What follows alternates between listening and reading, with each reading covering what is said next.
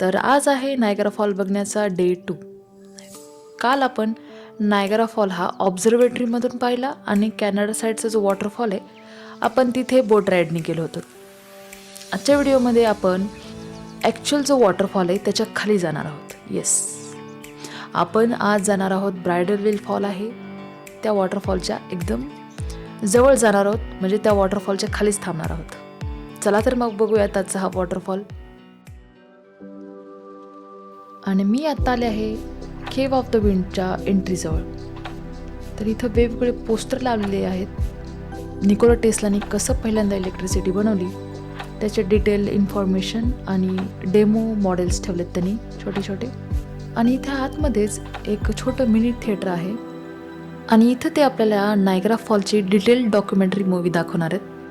कसं इथे इलेक्ट्रिसिटी तयार झाली आणि कसं आधी नायगरा फॉल होता, आता कसं आहे, इन्फॉर्मेशन त्यांनी या मूवीमध्ये दाखवली आहे.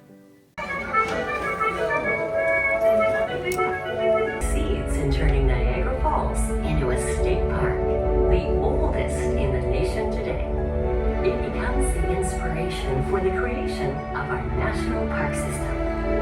The world changed here.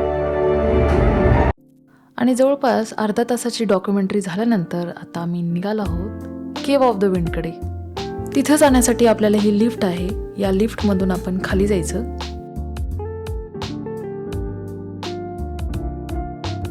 आणि इथं हा बोगदा आहे, बोगद्याच्या पलीकडेच केव ऑफ द विंडची एंट्री आहे. बाहेर एवढी गरमी होती पण इथं खाली बोगद्यात आल्यानंतर इतकं थंड वाटतंय.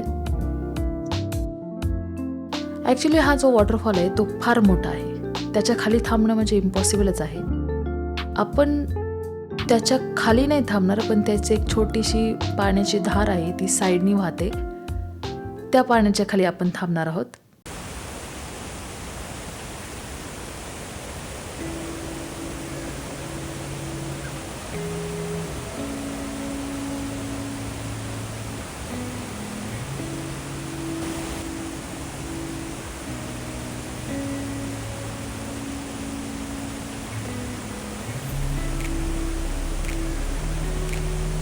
इतकं मस्त पाणी येत होतं तोंडावरती.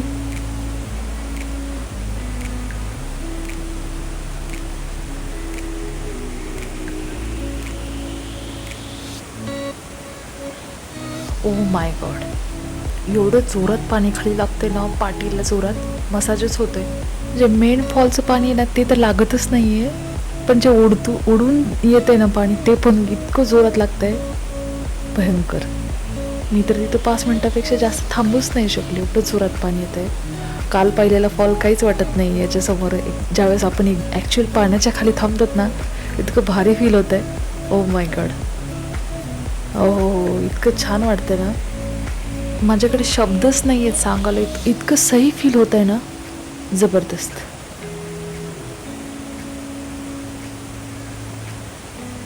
अशा तऱ्हेने हे मेन जे 3 मोठे फॉल आहेत ते आज आमचे पाहून झाले आहेत.